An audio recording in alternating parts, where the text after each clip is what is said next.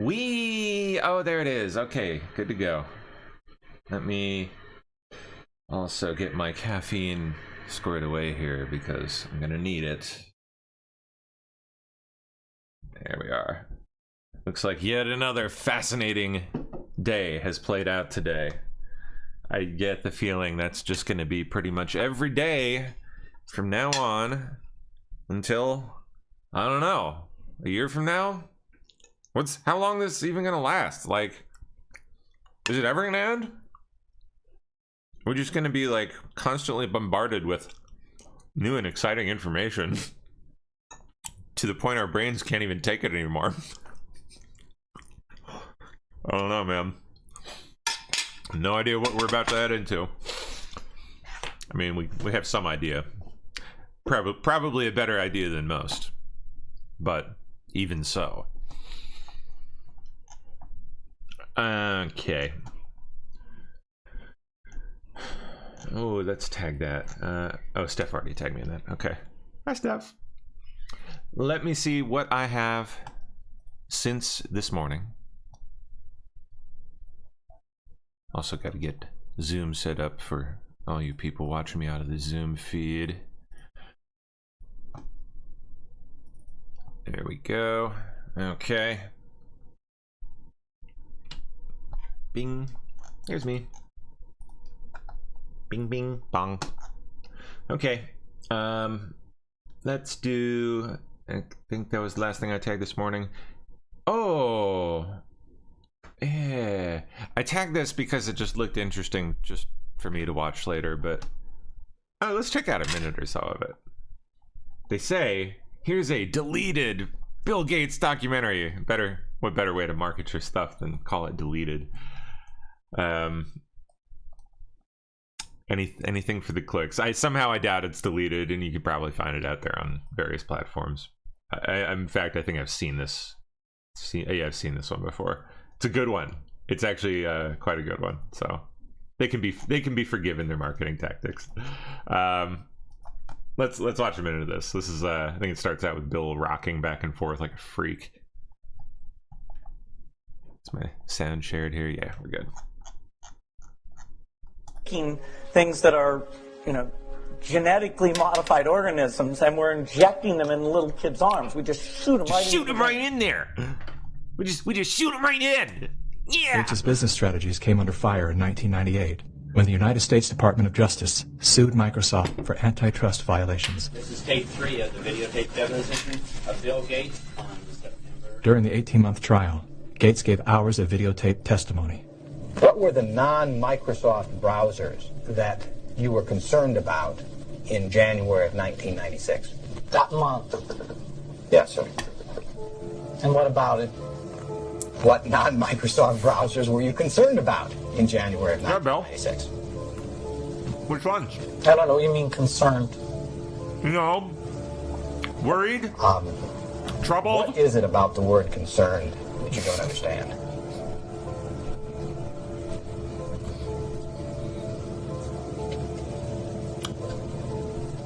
The whole thing part? I'm not sure what you mean by it. The Justice Department has charged Microsoft with engaging in anti-competitive... What on earth, man?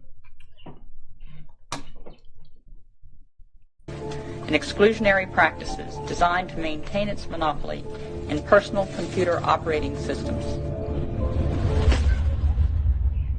In a move to overshadow the negative press, Gates invested $100 million to set up the Bill and Melinda Gates Foundation.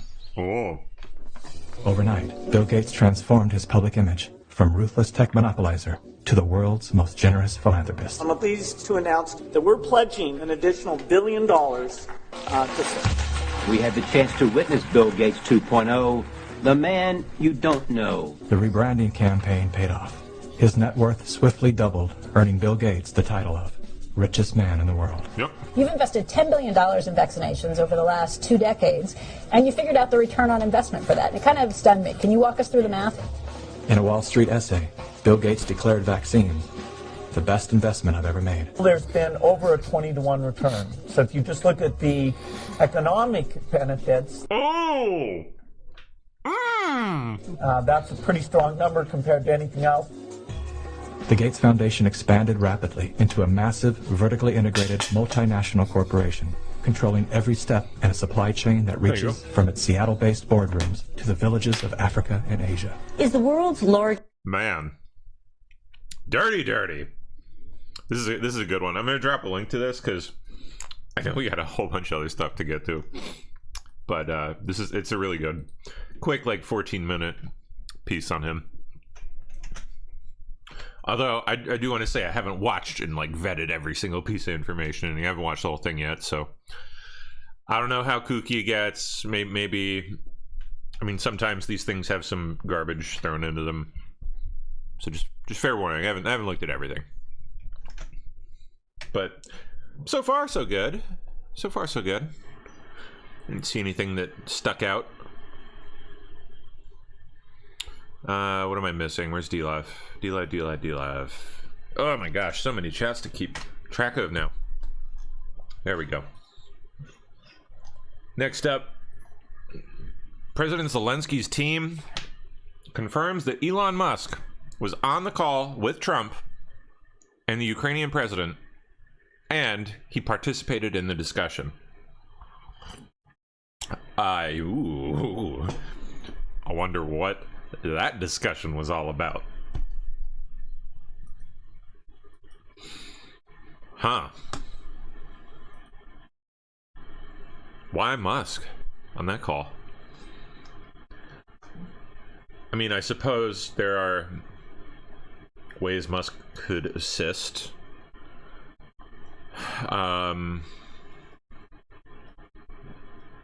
Considering he's got more satellites than anybody. Access to a whole bunch of information, capabilities that most nation states wouldn't even have, I would think. I would think probably Starlink would play into it somehow, yeah. But who knows? I wonder what else might be going on there. I don't know. Musk's a weird character. Oh man, Charlemagne. I won't even call him the god because he's not, and he's just a weirdo. But Charlemagne, the loser here. Let's see. Oh, is he? Who's he talking to? Who's he talking to? Who's this? No idea who he's on with here, but let's see what happens. I will say this, I'm glad everybody's having a sense of optimism, because the reality is we have no choice, because we're here now. Donald J. Trump is going to be the 47th president of the United States of America, like it or not. Aw, poor baby. And we all hope for the best for this country. That's all we can do. But don't y'all find it strange that now that he's won, they're not calling him a threat to democracy? They're not calling... Yeah, Charlemagne, yes! It is so strange, isn't it? They're not calling him a Nazi. They're not calling everyone turbo-fascist anymore. A fascist? I mean, damn, on Monday... They're not calling him anything. It's almost like the whole thing was a sham and it was a lie. On Monday, they was just calling him that. I would think that, if you really believe that, then somebody's speech would be about how America effed up and how things are about to be really bad. He's the most powerful man in the world now. Well, it just makes you wonder how much of it did they really believe, or how much of it was just politics. Now, Morgan, also, I will say this. I'm glad everybody's having a sense of optimism, because... At least she recognized most powerful man in the world. Better recognize. Most powerful man in the world. Yep. Respect.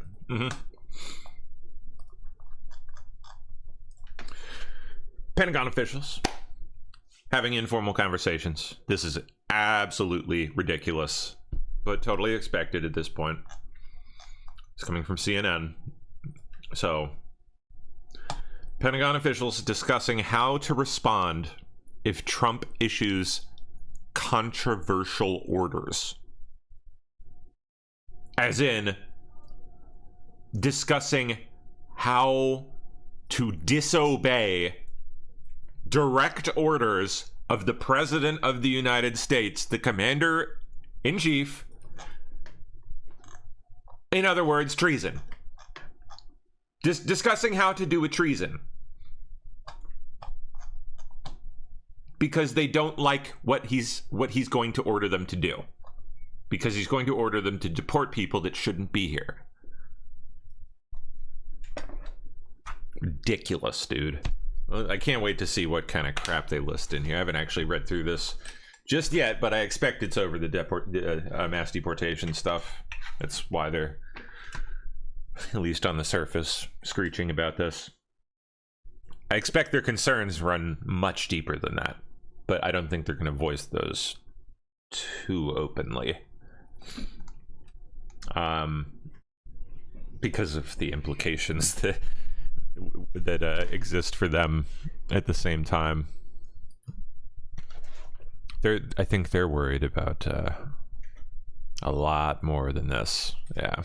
Pentagon officials are holding informal discussions about how the DoD would respond if Donald Trump issues orders to deploy active duty troops domestically and fire large swaths of apolitical staffers. Really? So they're basically discussing how to pull a mutiny if he decides to fire them? Please go right ahead. Try to pull a coup. Go ahead. Go ahead. Try to pull a coup and see how it works. Go on. Go on, DoD staffers. Please. I'd love to watch. I think we'd all enjoy it. Well, I mean, it'd be sad. The loss of life would be swift and heartbreaking, but sure, go ahead, sure. Be my guest. This is insane, dude. For this, I mean, they're openly admitting that they're going to be insurrecting. Like, officially.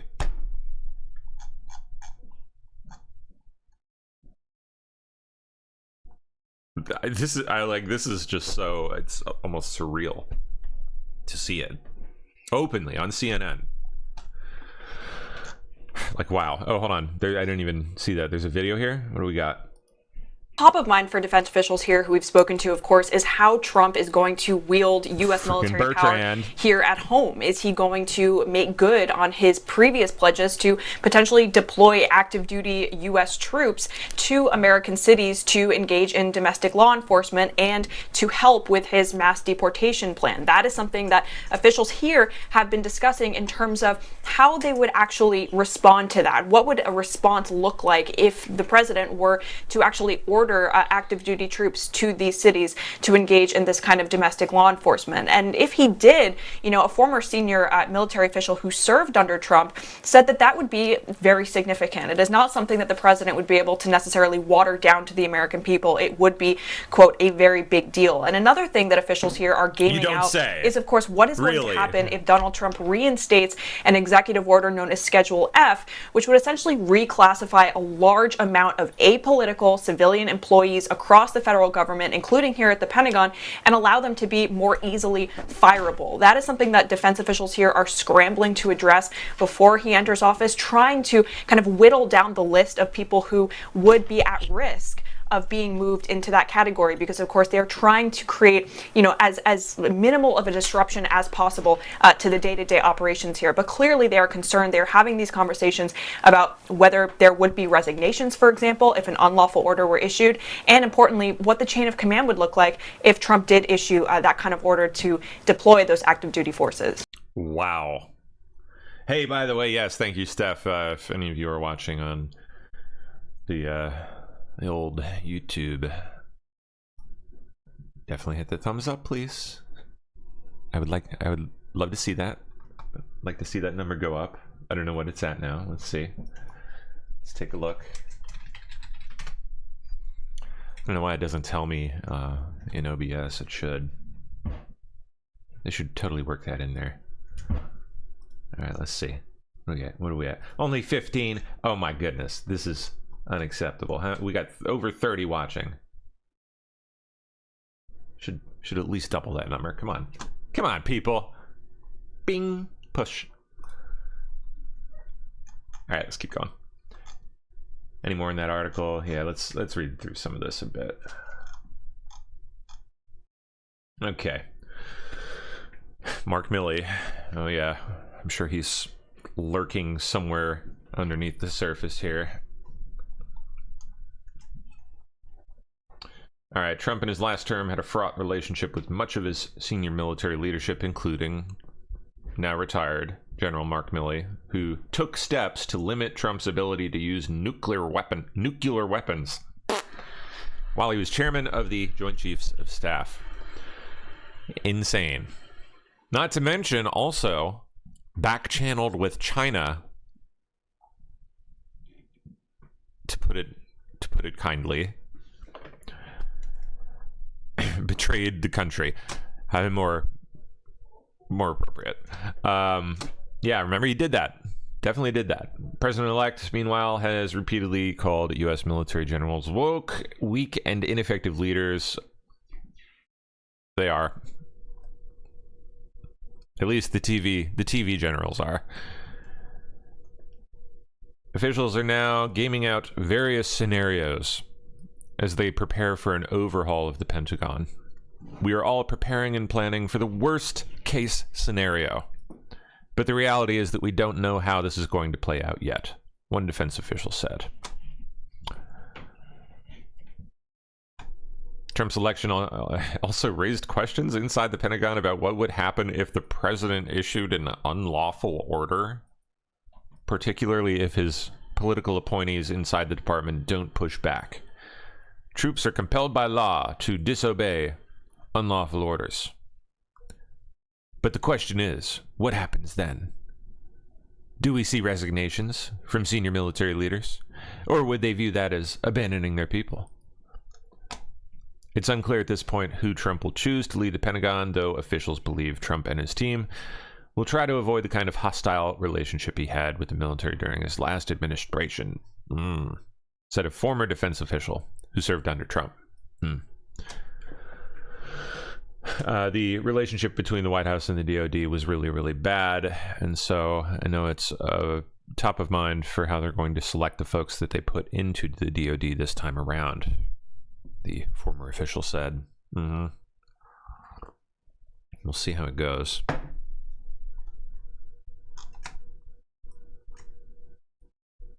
Yeah, it's a crazy one. All right. Let's scroll here. Oh boy. Lots to cover today. Yeah, look at that. Ooh, man, oh man. All right, I think that's about where we left off. I remember Crazy Kathy.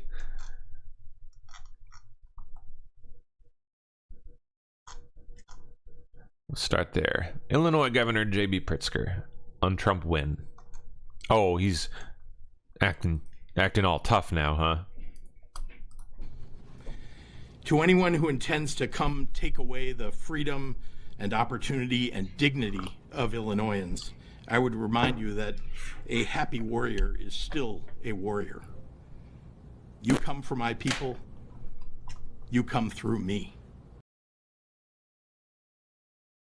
I mean, you don't look that tough to knock over. Not terribly intimidating there, JB. Nice try, though. It's a valiant effort. Oh, this is day 3 of The View. Melting down. I disagree.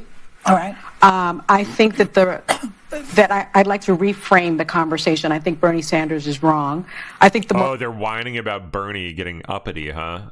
How dare he step off the plantation? Irrelevant question. I know he's white, but whatever. Actually, is what is wrong with America? I think what is wrong with our country that the Republican Party would choose as a candidate and support a candidate who is an insurrectionist, who is an election denier, who is someone who is twice impeached, a 34-time convicted felon, someone who has been accused of alleged sexual misconduct by 26 women, found liable for sexual abuse.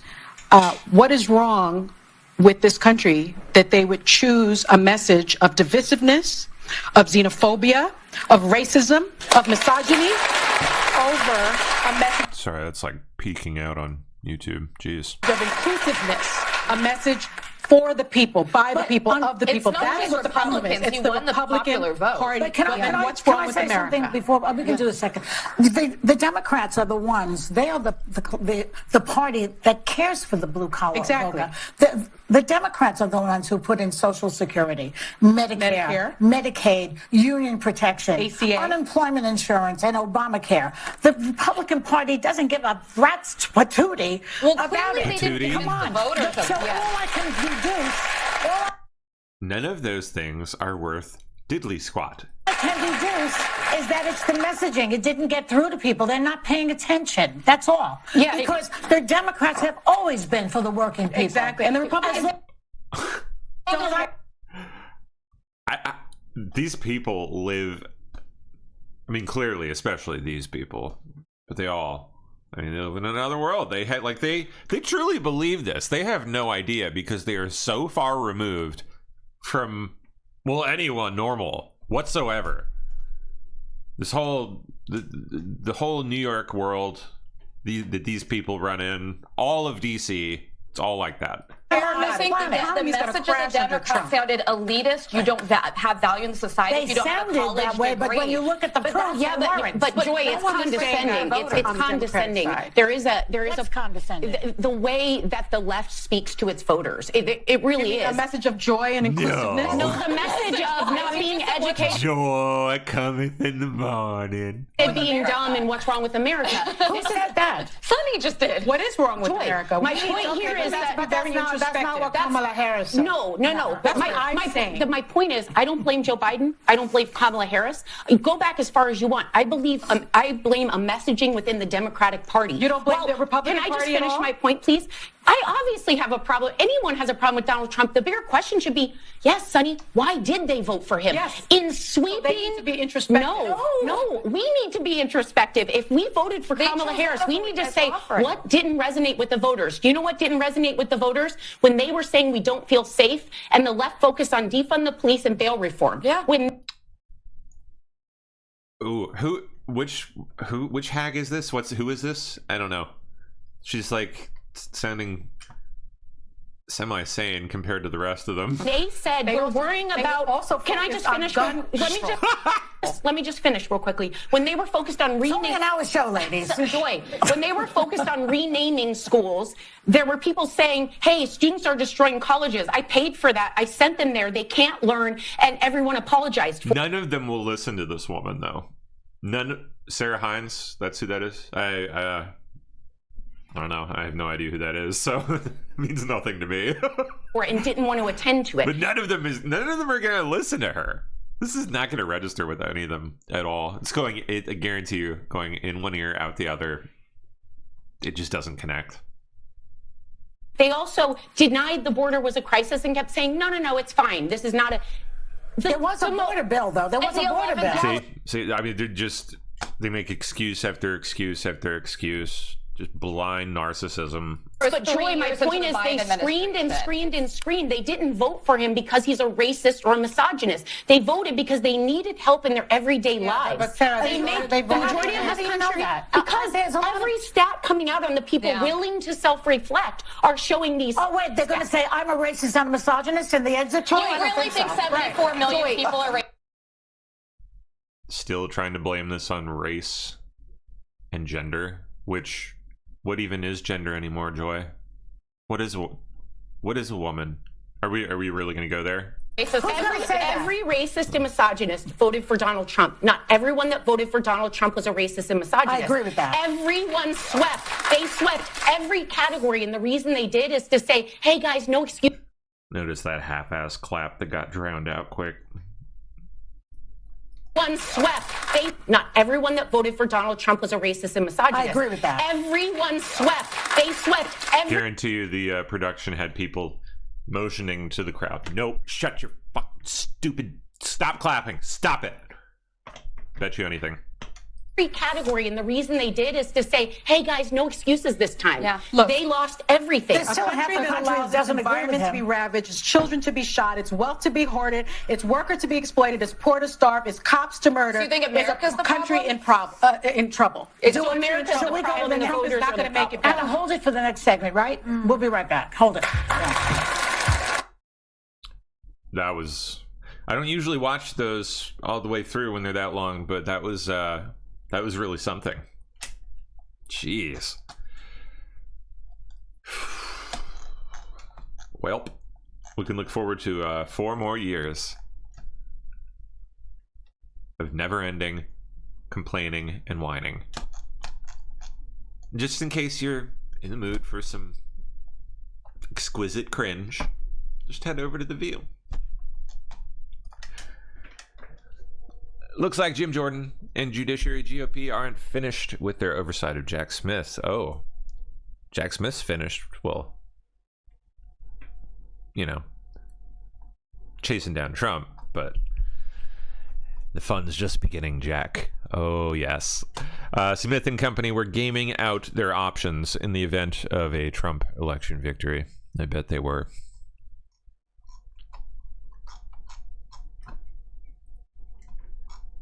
Preserve all existing and future records is the gist. Yep. Will they, though? I don't know. Fetterman? Tweeting here. The party that doesn't like the outcome, they claim it's voter fraud. The same party doesn't want to count every vote and claim a victory in our Senate race. That party can chill the F out because we are gonna count every last one in PA. Sorry, I tried to lapse into a Fetterman voice there at the end. Calm down, John. Calm down, sir. Something tells me we probably shouldn't be, well, John Fetterman shouldn't be talking about counting, I don't know, anything. I think he'd have trouble with 10. The FBI thwarts Iranian murder for hire plan targeting Donald Trump. Thwarts it, but I thought I saw elsewhere that the killer, would-be killer, is like still on the loose or something. I see that right? We'll see. Okay, Justice Department on Friday disclosed an Iranian murder for hire plot to kill Donald Trump, charging a man who said he had been tasked by a government official before this week's election with planning the assassination of the Republican president-elect. Investigators were told of the plan to kill Trump by Farhad Shakiri, an accused Iranian government asset who spent time in American prisons for robbery, who authorities say maintains a network of criminal associates enlisted by Tehran for surveillance and murder-for-hire plots. Jeez. Shakiri told the FBI that a contact in Iran's paramilitary Revolutionary Guard instructed him this past September to set aside other work he was doing and assemble a plan within 7 days to surveil and ultimately kill Trump. Yikes. The official was quoted by Shakiri as saying that we have already spent a lot of money and that money's not an issue. They told him that if he could put together a plan within the 7-day time frame, then the plot would be paused until after the election, because the official assumed Trump would lose and that it would be easier to kill him then. So much for that. I wonder why they assumed he would lose.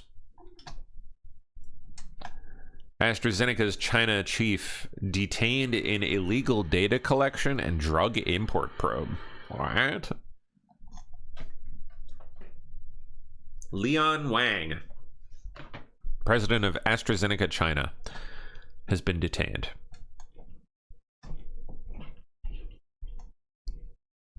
Wonder what kind of data he's collecting here. This illegal data collection that was going on. What were they doing? Doesn't really say much.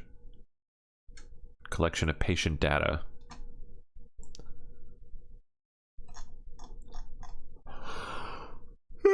Excuse me. Governor Gavin Newsom. This is Trump posting on Truth Social earlier. Governor Gavin Newsom is trying to kill our nation's beautiful California Yeah, save California, please. Beautiful state.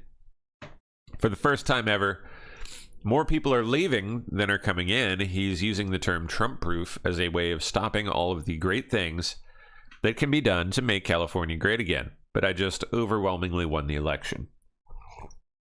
People are being forced to leave due to his and others' insane policy decisions, like the ridiculously, I think he meant ridiculous rerouting of millions of gallons of water a day from the north out into the Pacific Ocean, rather than using it free of charge for the towns, cities, and farms dotted all throughout California. They're making it impossible to build a reasonably priced car, the unchecked and unbalanced homeless catastrophe, and the cost of everything, in particular groceries, is out of control. Also, as an agent for the United States of America on voting and elections, I will be demanding that voter ID and proof of citizenship are a necessary part and component of the voting process. All right, then. Interesting. Yet again. Come on. What's this caffeine doing, man? Dan Bongino has just endorsed Rick Scott for Senate leader. A lot of people getting back behind Rick Scott. Whether it'll actually get him in there, we'll see. I don't know. I haven't seen whether that's played out today or what. Scott seen as a dark horse candidate to replace McConnell in the more closely contested fight between Thune and Cornyn. No, neither of them. Heck no. Scott says he's running to win, but if he loses, goal is to be seen as MAGA leader in the Senate during Trump admin. There you go. Even if he doesn't win the official, just settle for the de facto. Yeah. Okay, Julie Kelly. Now that Jack Smith's J6 case against President Trump is over, we'll wait to see what the DOJ does in FLA classified documents case. I don't know. Oh, yeah, the Mar-a-Lago stuff. Smith currently is appealing Judge Cannon's July order dismissing the indictment based on Smith's unconstitutional appointment. If DOJ drops its appeal, Cannon's order stands. Cannon and Team Trump win. Chutkan and Smith and Jat Bratt and David Harback lose. Delicious indeed. U.S. Senate updates. Next meeting, Tuesday, November 12th. Yep. All our people better be there, preventing these nominations from being crammed through during the last couple months of the Biden admin. Heck no. Shut it down. Bye-bye. Convene and proceed to executive session to resume consideration of the nomination of April M. Perry of Illinois for district judge. Dem influencers are seeing record numbers of subscription cancellations, along with a mass exodus of followers, causing an algorithmic desubscription spiral. What? Interesting. When I woke up this morning, we had lost 5,000 YouTube subscribers compared to... You mean your people aren't paying for them anymore? Where we were. Aw, bye-bye. Now, the first thing I thought was, is this a glitch? We've been on YouTube for 15 years or something like that. And subscribers... No, it's just that the Democrat Party's not paying for your subscribers anymore, so... Is just go up. They just never go down. They go up. Is something wrong with my channel? Is someone attacking my channel? What's going on? So I started texting. And I texted Brian Tyler Cohen. And I texted Tyler Cohen and Brian Cohen and Brian Tyler. All of them. I texted all of them. I texted Jesse Dollar. How many Cohens are we going to text here, okay? Like, do you know, like, the whole family tree? I mean, geez. I texted Luke Beasley and Farron Cousins and Sam Cedar. And every single one of our channels since last night is hemorrhaging subscribers. Bye-bye. What is it that is going on? Here is You a suck. graphic. As That's you can what. see, subscribers Bye. just go up, up, up, up, and they are down. It is not just YouTube subscribers. We are seeing record cancellations of paid memberships. Bye-bye. Record cancellations. These are the people Gravy that train's keep over, the buddy. show running.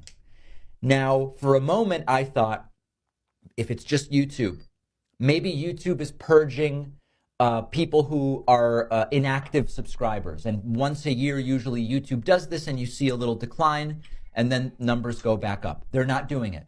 They're not doing it. And if that were the case, we wouldn't be seeing paid membership cancellations on the website. So now I understand what is going on. It's terrifying, but it is happening. A lot of people are checking out. I heard anecdotally from a couple dozen people who said, you know, David, I just can't do it anymore. I just can't do it. I'm checking out. I can't do it. I'm out. Can't cope. And like all the way out? Like don't jump.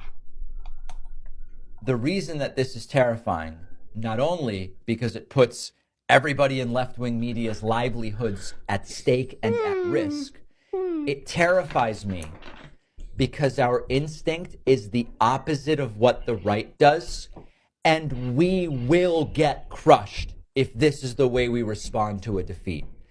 The right wants us not to exist. The right wants to decimate independent progressive media. And so when I lose 5,000 subscribers and Brian loses thousands and Ring of Fire loses thousands and everybody's losing thousands of subscribers, understand that when the right loses, they get organized, they fund, and they create insanely effective organizations like Turning Point USA, investing in the Daily Wire and building out this huge network of right-wing ideas and influencers. So if you're feeling burnt out, I encourage you, take a break until the inauguration. It's months, okay? Mental health break, do it. But when we start canceling the subscriptions, we are in an algorithmic desubscription spiral right now, because when people start unsubscribing on YouTube, YouTube thinks, oh, we probably shouldn't recommend this content because it's generating a lot of unsubscribes. So then the content doesn't get recommended. And then the message doesn't get out. And the next election, they win by even more. So I do understand the instinct, but if we cede ground to them, they crush us everywhere. Now, we're up against a MAGA Supreme Court potentially. Oh, no. We'll talk about that later. We're up against a completely uninhibited Trump. I actually have an entire chapter in my forthcoming book, The Echo Machine. Buy my book. Exactly this. It's the introduction. In the introduction, I explain how it's disgusting to me. It's disgusting. This is a serious book. You engage in this is a serious book that you wrote. And you started it with, it's disgusting to me. Politics. You can't just find... It's disgusting. ...solutions. First, you've got to convince people climate change is even happening. You can't just find solutions because half the country doesn't... So your book is like, just like abusing people into believing your bullshit. That's your book? And even accept the science of vaccines. Just whining until they believe you? I outline this in the introduction. But I also make the point in the book that if you actually care about the world for ourselves, children, grandchildren, other people, families, friends, people we care about, when you disengage because they've gotten so extreme, you cede ground to them and you say, do whatever you want. I'm disengaging, do whatever. Yeah, it's almost like we've disengaged with you for like, I don't know, 2 decades. And here we are. Whatever you want. And we really can't do that. Okay? So my request... But of course, that would never apply to you. Never. Because you're too smart for that. To you today is, please resubscribe to the YouTube channel. Dear Lord. I never run into this character before. David Pakman. Whoa. Leftist media is freaking gross. Weird. Blech. DOJ. Yeah, Iranian agent tasked with killing Trump is still at large. Huh? We have some breaking news this hour. The Justice Department has just unsealed criminal charges in a thwarted Iranian plot to kill President-elect Donald Trump. David Sputton has the latest. David. Kaylee, we have known there has been a steady threat stream toward the life of President-elect Donald Trump originating in Iran. This is one more example. According to the Justice Department, specifically the Southern District of New York, they're looking for a 51-year-old who they believe resides in Iran. His name is Farhad Shakiri. And according to the Justice Department, he was working with the Iran Revolutionary Guard Corps on a plot to kill then former President Trump, now President-elect Trump, just a few months ago said, quote, it would cost a huge amount of money. That's what he allegedly told the folks back in Iran. Now, separately, he is also accused of employing multiple associates in New York City to surveil and murder an unnamed U.S. citizen that opposed the Iranian regime in New York. Now, Kaylee, this all stems from former President Trump's directive to kill General Qasem Soleimani back in January of 2020. Since then, they're still salty over that, huh? National security officials have told Fox News the threat stream toward President-elect Trump's life has really increased. This is one more example. So his name is Farhad Shakiri, and he is accused of working with the Iran National Guard Corps to kill President-elect Donald Trump. David, I want to ask you one question about what you just said there, and that is the killing of Soleimani. We had back on September 27th an indictment against 3 Iranians in the hacking of Trump's campaign. And at the top of that indictment, something stood out to me, and it was the date at which the hacking attempts began to target Trump. At the time, he didn't have a campaign, but to target Trump specifically came at the direction after the killing of Soleimani. We also know a dozen Trump officials were on an Iranian hit list. The death of Soleimani, that foreign policy decision, has caused these outpouring of actions from the Iranians and the subsequent indictments. Oh, absolutely. And this indictment today from the Justice Department uses Soleimani's name and uses the word vengeance. The fact that Trump ordered the killing of Soleimani, he's been dealing with these threats for years since that. So this is absolutely related to the killing of Soleimani, according to the Justice Department. Wow. Orange County, California, urgent election integrity alert. Orange County Republicans. Okay, the races for 45th, 47th, and 49th districts are razor thin, and 364,055 ballots are still left to count. National Democrats have sent staff and volunteers from D.C. to the Orange County Registrar of Voters. I'll be blunt, we're outnumbered, of course. Trump will be the next president of the United States, but Democrats want control of the House to block the mandate Americans gave us on Tuesday night. We need your help now. We will be at the Orange County Registrar of Voters, 1300 South Grand Avenue, Santa Ana, today until 7 p.m. If you can make it down today, please come and help. Staff will be under the American flag to train you before you go in. We must make sure every legally cast vote is counted. Ballot processing will continue Friday, November 8th from 8 a.m. to 7 p.m., Saturday, November 9th from 8 a.m. to 5 p.m. If you're able to help, please email bguevara@cagop.org. Together, we've all worked hard to earn these victories. We need to finish the job and secure 4 congressional seats in Orange County and secure our majority to work with President Trump. So if you happen to be anywhere near South Orange County, anywhere, you don't have to live there, obviously. They're bringing in people from way outside, other side of the country. So if you're anywhere near there, get over there, please. Help out.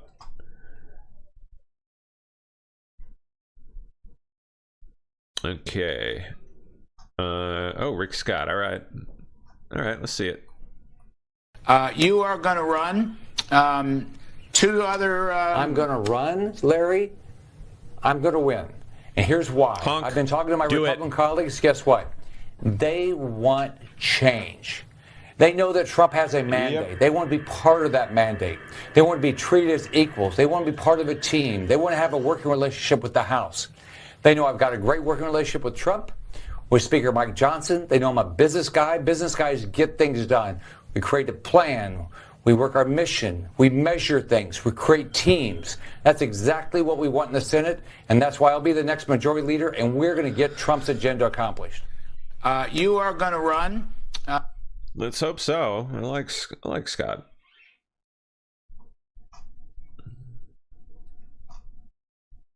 Cardi B threatens Trump voters. Leave me the F alone before I start lighting y'all ass up.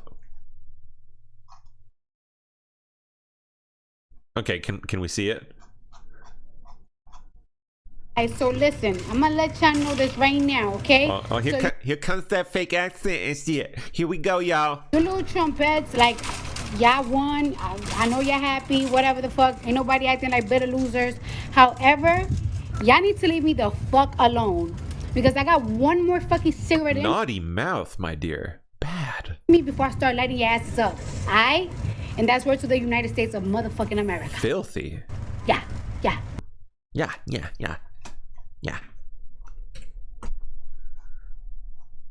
Back to twerking, ho. All right. Bannon, Trump gets a vote on who works with him. And not everyone will look like a super MAGA warrior. He's earned our trust, even if he picks a few who aren't ultra MAGA, who aren't on War Room every day. That's cool with us. Okay, let's see. On my comment, President Trump does get for all the super MAGA warriors out there, he gets a vote on who he wants to have work with him. Not everybody he wants is going to look as a super MAGA guy. They're going to have his policies, but some are just not going to be. Don't be shocked if a Mike Pompeo doesn't. I know Mike very well. I'm not a fan of Mike being in this administration. I'm not. I think it brings too much of the neocon perspective. But President Trump has a very close relationship with Mike Pompeo. And you may see Mike Pompeo, and guess what?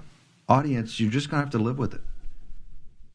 I'm not trying to paint, a false... I'm trying to say, hey, you're the cadre, you're the vanguard. We're in this situation. And look, I kind of love where we are. But we have to be realistic. And right now, you got this transition period. We got to be very focused on this. We got to make sure we get the right people in the right jobs.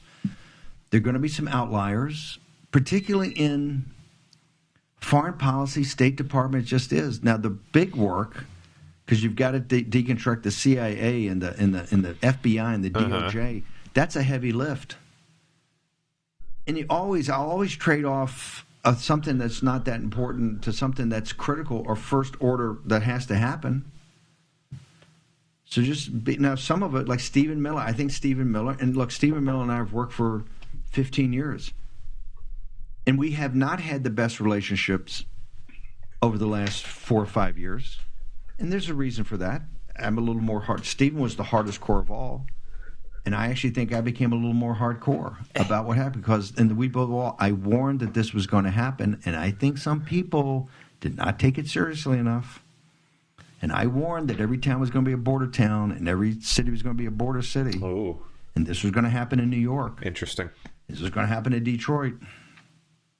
But I think Stephen Miller is the absolute perfect deputy chief of staff underneath or working with the chief of staff. I like Miller. And I think he's got to be appointed. I believe strongly you need a czar. I know people hate that word, but you need a leader. One person must take over deportations, mass deportation, one person. That person has to have the total authority of the president, report directly to President Trump, and they have to coordinate the Tom Homans of the world from DHS, the Attorney General, the State Department. State Department is going to play a role in this. Right, the national security apparatus, the intelligence apparatus, the criminal justice apparatus, deporting 15 million people. And I said last night in the speech, all of them got to go home. All of them. You have or you don't have a country. President Trump said this. And you start, obviously, with the insane asylums they let and the criminals, and that's going to be hard. Because remember, these countries don't want them. At Danbury in the federal prison, 10% or 20% of there is now these illegal alien criminals. And the justice system does not... They want to serve their terms here and not send it back. It's very complicated. That's why you need a Stephen Miller that's in charge of everything. Right? So you need a Stephen Miller. What you don't need is a Jeff Miller. That is he's the personification. The reason that McCarthy is bounced as speaker for the only time in our history was because he was too involved. This is why they cut the debt deal with no cap to it, because that's what the lobbyists want. Corporate America doesn't care about the debt. And they're not that brain. When the debt crisis hit, they're going to panic and go, save us, save us, save us. Well, no, guys, you supported modern monetary theory. This is the thing I tried to make in speech last night. We've had one of the most we've had a philosophy that I think, in some aspects, is actually more radical than communism. Because remember, the Russian, the Bolsheviks, Lenin, they paid off all their debt. The CCP tried to stiff us. That's where you got the Chinese railroad bonds and so out there. But these guys were like Puritans. They paid off all their debt. So as radical as the Bolsheviks were, the modern monetary theory actually on economic basis, it may be the most radical theory ever, which you can just spend forever.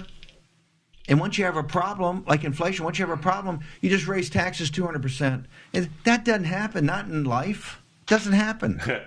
And that's how you get what Trump left. There was 23 trillion, and we have 36. They put on 13 or 14 trillion dollars in 4 years. This is why they were voted out, because that is now embedded in inflation. That's why prices are 35%. People can't buy houses. That's what. Guess what? The African American, Hispanic, and white working class that supported you, they can't articulate that because nobody will teach them, like on this show, because they want to obfuscate it about how Wall Street has a constant permanent money printing machine of fiat currency to pay for the good times, to keep the punch bowl there. As they used to say at the Fed, you got to take the punch bowl out right before the party peaks. Don't do that anymore. Now we're putting straight moonshine in there, grain alcohol. But they understand something's wrong, deeply wrong. That's all that has to be deconstructed. The whole thing has to be kind of reorganized and reprioritized. That is a lift. And what Trump earned is for us to sit there and go, hey, we trust your judgment. If you got a couple of these three guys that are not ultra MAGA, that are not coming on War Room and lighting the thing up every day, we're cool with that. Yeah. I mean, yeah. On my comment, not so hot on Pompeo. Not so hot on that, but I mean, as far as other people, we'll see.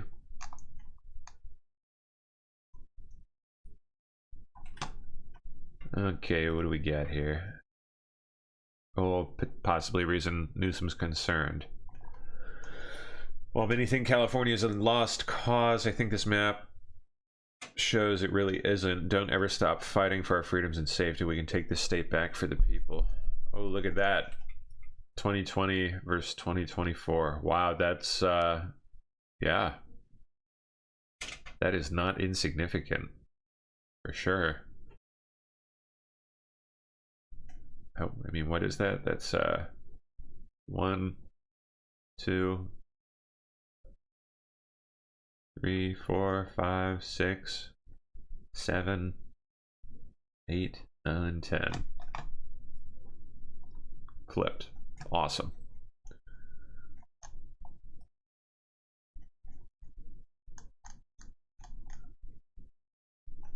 "43 primates on the loose in Southern California." Oh yeah, the monkeys. That's right. Escaped. South Carolina and the monkeys on the run. Did they get them yet? Monkey business caught on camera. Oh, they went left. They're behind that ridge now. Some people going, well, bananas in South Carolina after dozens of monkeys escaped a research lab. Don't get the butt pox. And disappeared into the woods. God knows where they went, right? At least 40 rhesus macaque monkeys broke out of the Alpha Genesis Research Center Wednesday after a worker failed to properly lock the cage within hours. We'll have zombies soon, don't worry. There will be a zombie outbreak within a week. Animal Control was on their tail, using thermal imaging cameras to help locate the furry fugitives. But the precocious primates still managed to evade capture. Officials say the escapees do not pose a public health risk. Yeah, I mean, I'm pretty sure that's how basically every zombie movie starts, so But they are warning people in the area to keep their eyes open and their doors closed. Do not try to feed them. Do not try to take one as a pet, but just remain where you are inside, somewhere safe, and we'll get someone out there. Officials say another group of monkeys escaped from that same facility back in 2016. Wow. 2016, huh? Jon Voight, huh? Haven't seen anything from him in a bit. Let's see. My fellow Americans, we all did it with the grace of God and your prayers and your truths of knowing that this country was being attacked under the Biden administration and Kamala Harris. And now we have won our victory, and now we can save the most beautiful country, the USA, with our hero, the 47th President of the United States, Donald J. Trump. And he is the greatest president. And I'm so proud to call him my president, our president, our hero of we, as Washington says, we the people. God bless. Short and sweet. Okay. There you go. Oh, clip from Art of the Surge. Oh, this is, yeah, we've seen this one. It's the one where he's live tweeting. Yeah, that's a good one. We've seen it probably once or twice, though. We'll skip it. Ballot counts in Maricopa County, Arizona continue to break positively for Kari Lake. Okay. Most recent drop was 5840 for Lake. She's now down by just about 40,000 votes, with well over 400,000 ballots still left to count in the county. I think last we looked, it was at either 50 or 60,000 gap. So she's closing the gap, man.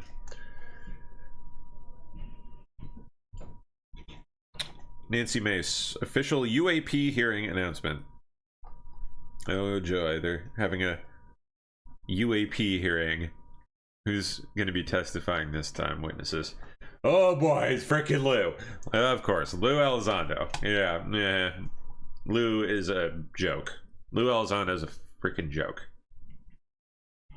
At best, a limited hangout. I mean, actually, that's probably exactly what he is. Yeah, I don't buy Lou's bullshit one bit. That's just me. You may differ. Maybe you enjoy him. Me, I don't buy his story. Not one bit. He has numerous times been caught out offering up garbage like photoshopped Facebook turd posts as evidence of aliens. Like passing it off as, like top secret evidence from his time at the, what's the name of the thing he's supposed to have run? Arrow, that's it. Yeah. And it was nothing of the sort. It was literally like a garbage Russian photoshopped piece of turd from some like Russian Facebook like VFX page that had been floating around the internet for years. Like at least several times he's been caught out doing this. Ridiculous. I mean, he's got to keep the gravy train flowing, though. And it's like, if he doesn't have a constant inflow of new evidence to put out there, well, he can't sell tickets. He can't sell. He can't go give talks. He can't make new media appearances. He can't keep making podcast appearances and raking in the cash. So he's got to come up with some new material, I guess. If you're wondering who I'm talking about, it's this guy.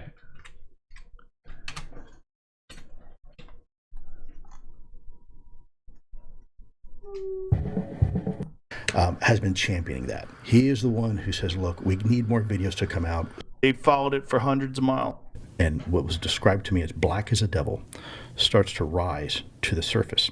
The water begins to churn, very much like David Fravor's description of the Tic Tac incident and the roiling water.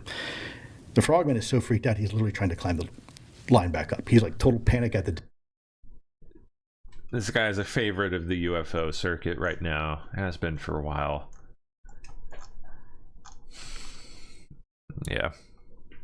Bullshit.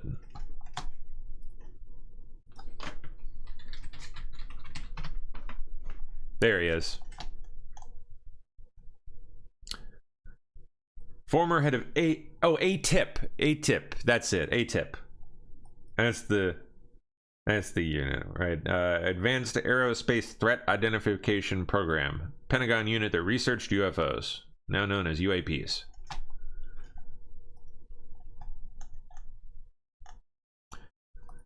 He was director of the now defunct ATIP, which was associated with the Pentagon UFO videos. Since 2017, he's claimed there is a government conspiracy to suppress evidence that UFOs are of extraterrestrial origin. This is, okay, this is exactly the kind of guy that they love to send out as a limited hangout. Comes pre-sheep dipped, you know, the whole nine. He was, yeah, I believe he did actually hold a position. But this is who they send out to feed garbage info to people to cover up what's really going on, which is likely equipment testing. They send people out to muddy the waters with stories of aliens and wee-woo garbage. Spread crap pictures that are later proven crap, so that the waters can continue to be muddied. It's what they do. Yeah, I don't buy Lou Elizondo one bit. Not one bit. That's just me. So I guess they're going to be having this hearing with him and a few other people. Tim Gallaudet, Rear Admiral, U.S. Navy, retired.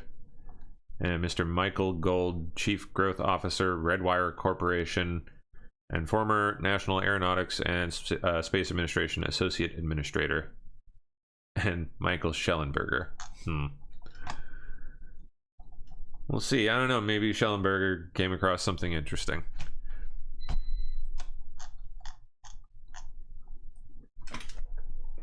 All right. What's next? I mean, I'll definitely check it out. When is that again? It's next week. Okay. Next week. Oh boy. What's her name? Is it Ursula? Yeah, Ursula von der Leyen. You can tell she's lying because her lips be moving. I would not say discuss, but we touched upon yesterday. It's the whole topic of LNG. We still get a lot of LNG via Russia, from Russia.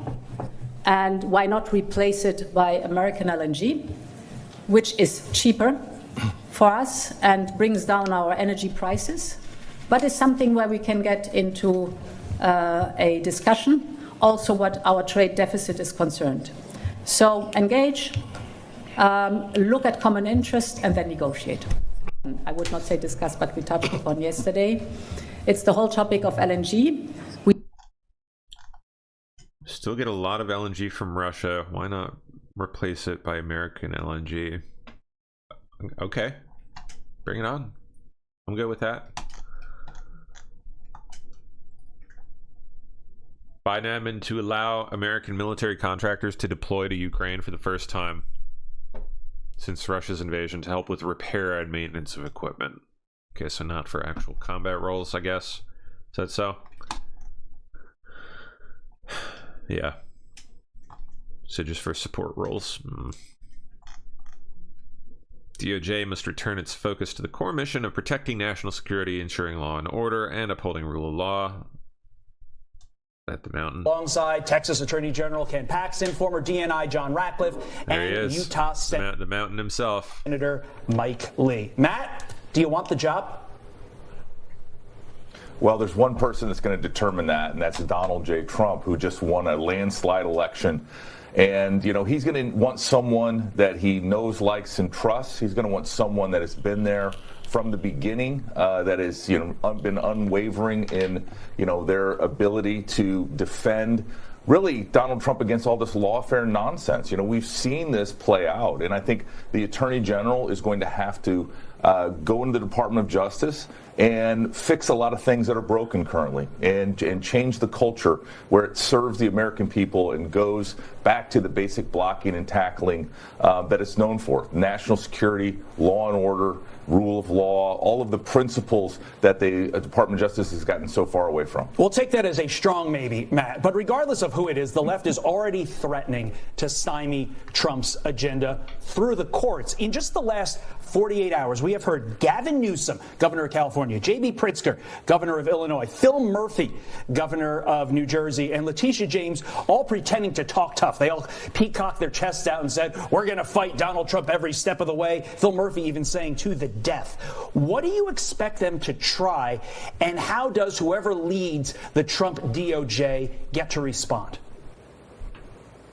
Well, I think we should expect that they would all act in the interests of their citizens and the American people, who have just said that they want Donald Trump to be successful. And so anyone that is trying to resist Donald Trump's agenda, that works for the American people, that works for American families, again, I think is working against the interests of their fellow citizens. But, the Department of Justice needs to go into these blue cities and work cooperatively with the local police and sheriff's deputies to, again, bring about public safety and make sure that gun criminals are taken off the streets, and make sure we participate in this deportation operation that is going to make everyone safer and more secure. Get him out. Meantime, there are Trump's cases, the ones against him. The Wall Street Journal editorial board says Jack Smith lost in the People's Court.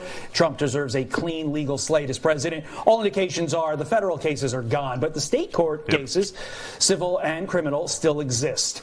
Should they not for long be removed? Should they be destroyed? Should they be done away with? Matt, what's... Yeah, well, we don't even need to hear his answer. Of course they need to be done away with. Yeah, goodbye. Get them gone.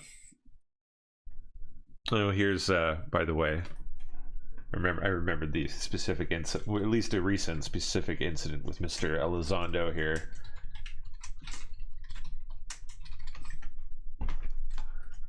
Yeah, geez, it's like just within the last week. Look at this garbage. Admits photo of UFO mothership was fake. Ever seen this one making the rounds on the derp channels? Yeah. Now where's his post? No, not that one. Not the one apologizing for being an idiot. The original one.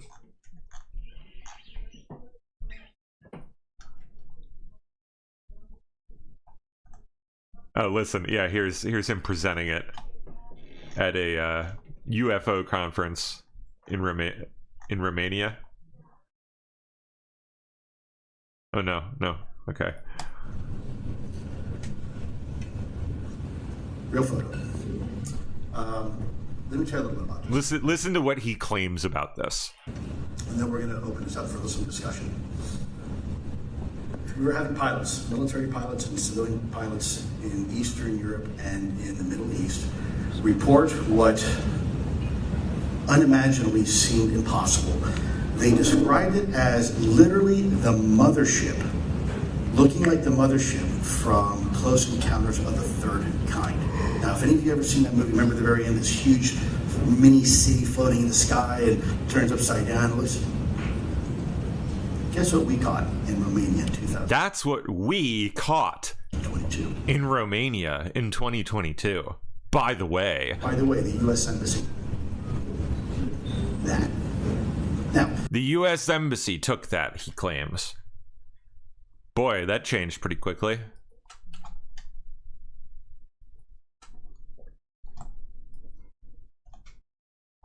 Just a few months later, admits it's total bullshit, and he's a garbage moron. Yeah.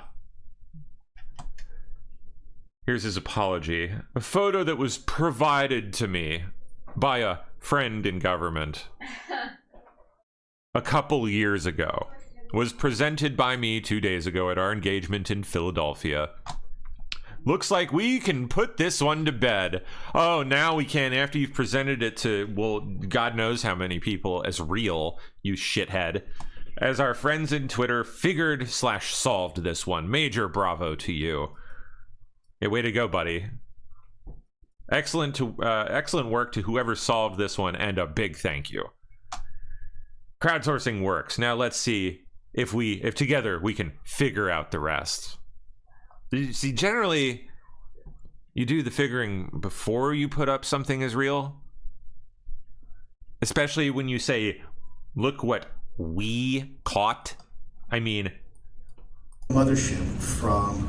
Now, if any of you ever seen that movie, remember the very end, this huge mini city floating in the sky and turns upside down. Guess what we caught in Romania, too? Oh, you caught it, huh? 2022. By the way, the U.S. Like with a net? Like a butterfly net? Or... Embassy. That. Now... Ridiculous. Yeah, that's Elizondo. Not his biggest fan, as you can tell. Yeah.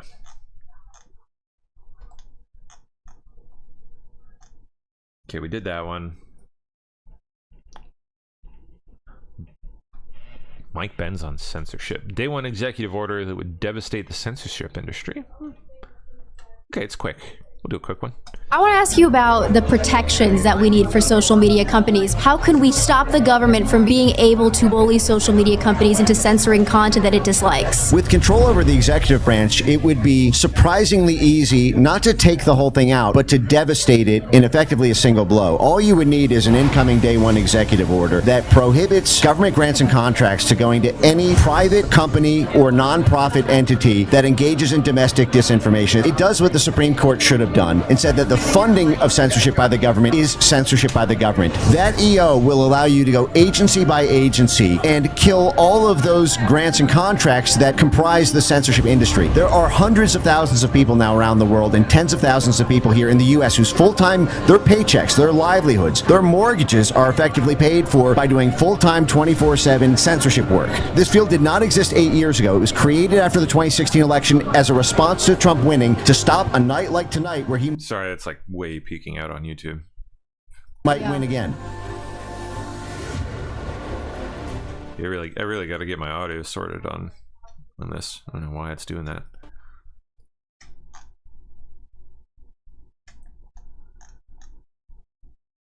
We asked every Democrat senator about the filibuster and SCOTUS. Here are their responses. No, I've not seen Ezra Roxy. He's been on fire. Oh, well, we'll definitely go check him out.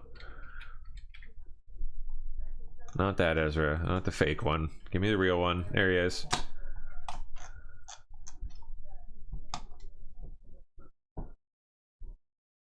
Oh, nice.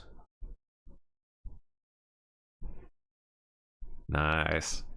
What is the first country Jake Sullivan and Tony Blinken will collect a check from when they're ejected from office on January 20th? Good question. Yeah, Jake is a real reptile. Slithering snake. I don't like Sullivan, can you tell? Do you feel American strength returning? The terrorists can. Yep. I expect he probably will be part of the new admin. In fact, I have almost no doubt he will be.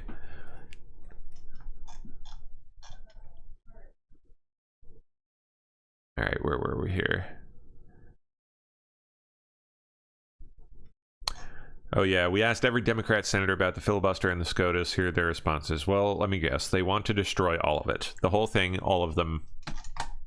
Yeah, just a guess.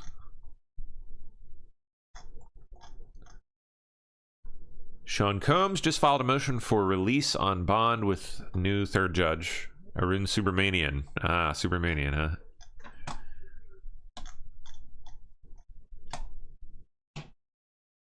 Prominent New York City journalist, Iran critic, reveals she was target of would-be assassins linked to Trump murder plot. Yeah. Here at Berlin to celebrate.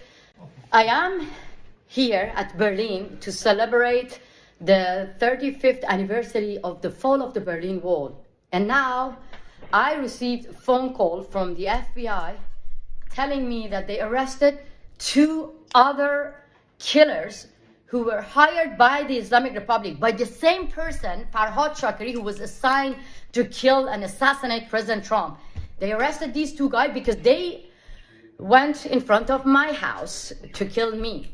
I was invited to go to Fairfield University. The FBI came to my house the same day and warned me not to go. They didn't explain why, but they told me that there is imminent threat. So the university was aware of the threat as well. They were informed by the FBI, I think, and they canceled the event, the university. When you go to Fairfield University's website, you will see that I was supposed to be there, but I couldn't make it. Now I found out why, and it's shocking because the killers were planning to go at Fairfield University, waiting for me, and I don't know what was in their mind. But I remember probably to kidnap and kill you. Just a guess. Jeez. She's Iranian, formerly Iranian journalist. S&P 500 breaks above 6,000 for the first time. Here's why stocks could keep climbing. Yeah, I bet. I mean, Trump's coming in, baby. That's right.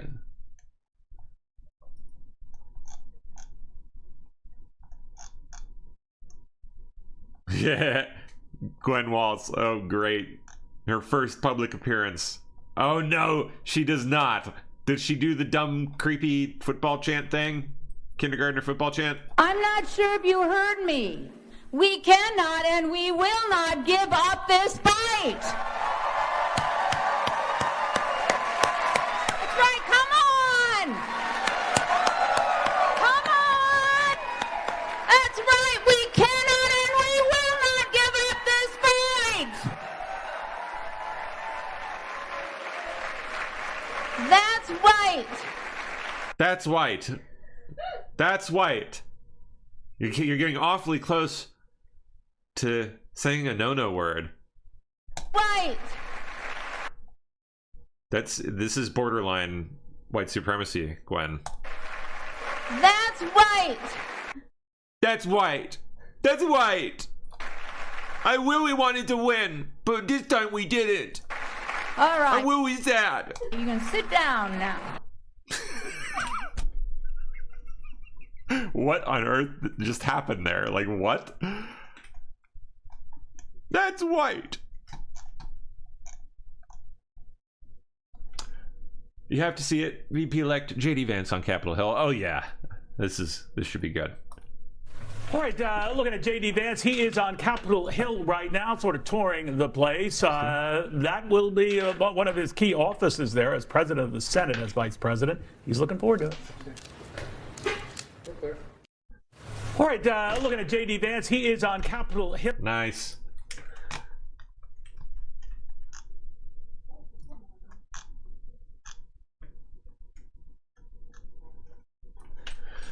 Okay, breaking. Danielle Mann, teacher at Talawanda High School in Ohio, was placed on administrative leave after she filmed an unhinged video of herself on school grounds ranting about the election, suggesting that men who voted for Trump are unsafe to be around.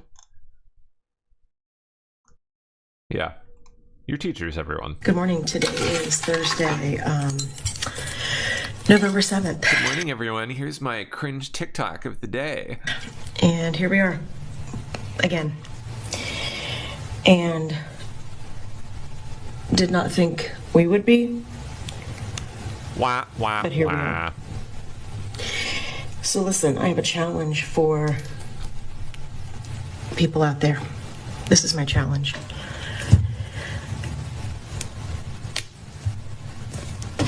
If you are or know a man of any color, okay?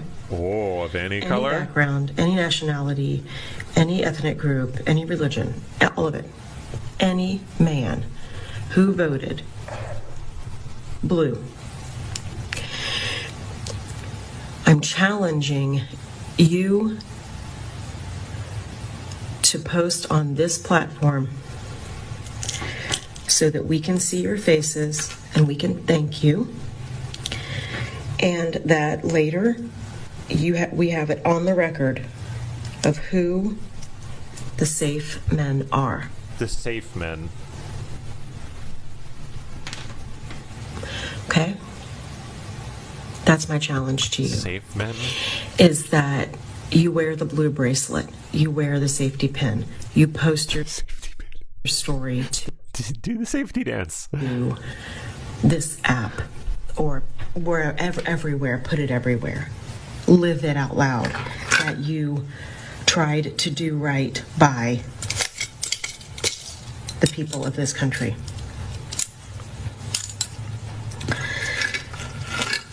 The women need to see your faces. We need to know your names.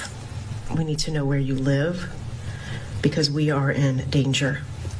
And I'm speaking as a white woman, and I get that. But they'll get to me eventually. They'll get to me eventually. And if you are afraid to identify yourself as someone who voted blue, I want you to really, really think about the luxury that you have, that your skin doesn't indicate what group you belong to, if that's the way you feel. Okay? Because there are lots and lots of people out there who are in grave danger. Okay, it's gonna take a little while. With grave danger? But it's coming. Well, like who? Mark Milley or? Because see, I believe the orange bag of vomit at his word. I believe it. So if you are a man who voted blue, please tell us so that we know who is safe. Okay? I've got on my blue Can you imagine if these people had gotten into power? bracelet with the bird symbolizing freedom. I bought this years ago. For all their talk of camps, all their whining about camps, non-existent camps.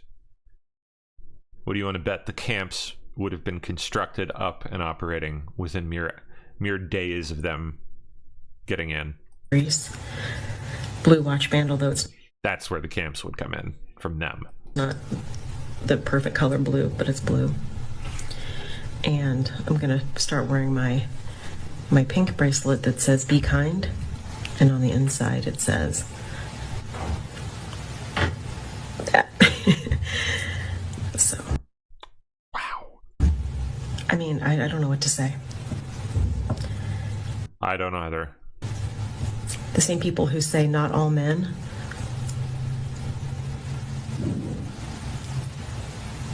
are. We need to figure out which ones you are. That's what we do.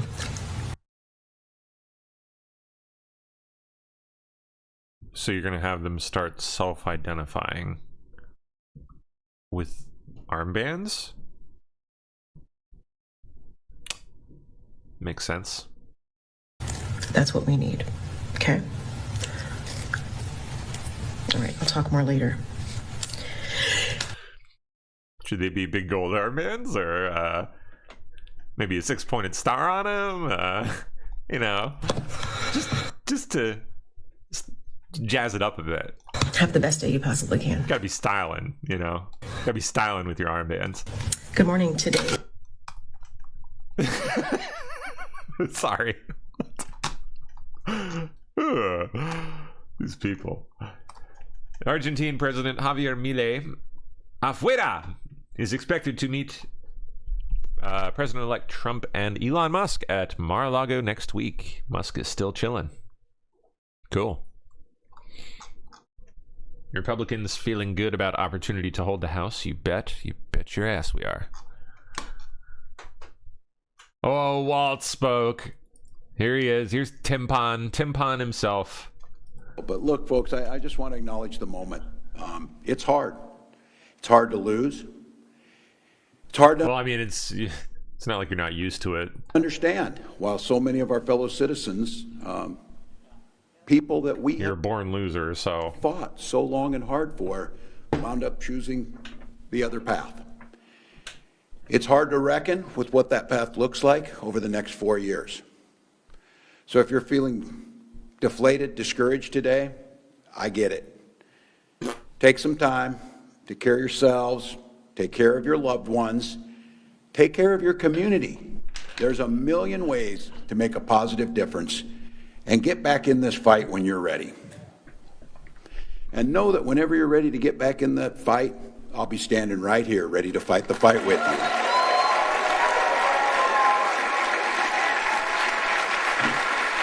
But look, folks, I just want to... Yeah. Internal messages obtained by Daily Wire show a FEMA official ordered relief workers in Florida not to help houses with Trump signs. Whoa.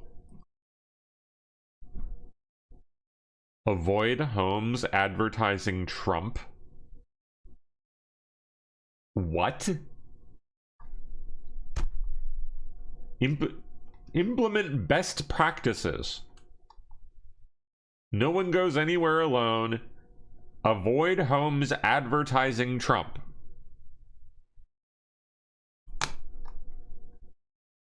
That's crazy.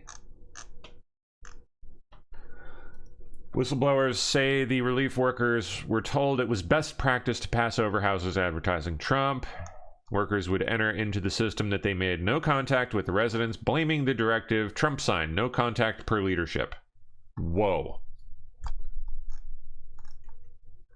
One worker says it wasn't what he signed up for. I thought we could go help and make a difference. When we got there, we were told to discriminate against people. It's almost unbelievable to think that somebody in the federal government would think that's okay. Yeah. A FEMA official told reporter Leif Lemahue, whatever, we are aware of it and we are taking action at this moment regarding the situation that you're talking about. Yeah. That's a big deal. Dude. That's, wow. I bet FEMA's scrambling on that. All right, who do we have here? Andy Biggs. If you're going to restore this country fully, you need to do all the things that President Trump's talking about going forward, moving forward, economic prosperity, security, etc. But if you don't hold people accountable, then you will lose the very idea and notion of the rule of law. Yes. And you have to hold people accountable in order to preserve the rule of law. Because if you don't have the rule of law, you cannot have freedom. Freedom, the rule of law protects in a free society the weak from the strong, the meek from the bullies, and that has to be done. And when you abuse, and I'm thinking specifically, I'm thinking of that wayward J6 fake committee. There you go. You had people perjuring themselves. You had people suborning perjury. You had them suppressing information. You had them refusing to actually introduce exculpatory evidence. Those types of things have got to be addressed and redressed. If you're going to restore this... I like Biggs. Oops. There we are. More liberal white women buying blue bracelets to signal to each other that they voted for Kamala Harris, as though they needed a signal. I mean, you can see them coming a mile away. I don't know how many people will see this, because this is my first TikTok. TikTok? But can somebody let me know of a black-owned business? No. For me to buy my blue bracelet? Seriously? Really? I don't know how many people will see this, because this is... Wow. Is there more? Oh, just the one. Okay. This is apparently like the 6th video I've seen of them asking this. This is, I guess, a thing. Looking for black-owned businesses to buy your blue bracelets from.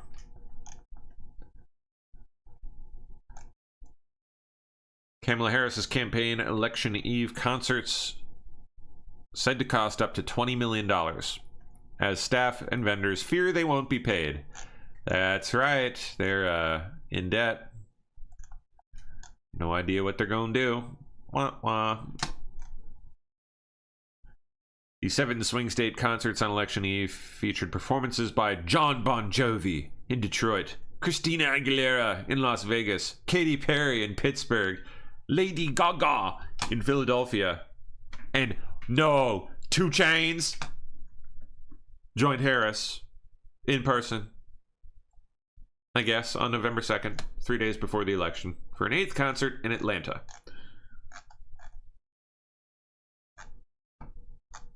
Oh, gross. Ugh. Ugh. And they wonder why they lost. Oh, something fresh from O'Keefe. Oh, goody. This is on Gallego, the Gallego and Lake race. All right, let's see. O'Keefe says, breaking, former Senator Sinema aide claims Ruben Gallego hates Kari Lake, wants her to die, alleges Sinema is positioning for ASU presidency in possible quid pro quo. Ooh. So what does he think about conservatives? I mean, he fucking hates a lot of them. What about Kari Lake? Oh, he fucking hates her. Why? Like, he wants her to die. He fucking hates her. I mean, he thinks that she's a raving lunatic and a threat to democracy. And frankly, if she died, Ruben wouldn't kill her, but Ruben wouldn't go to the funeral. Meet Ben Rappaport. At the time of these recordings, Ben was the defensive legislative correspondent for Senator Kyrsten Sinema.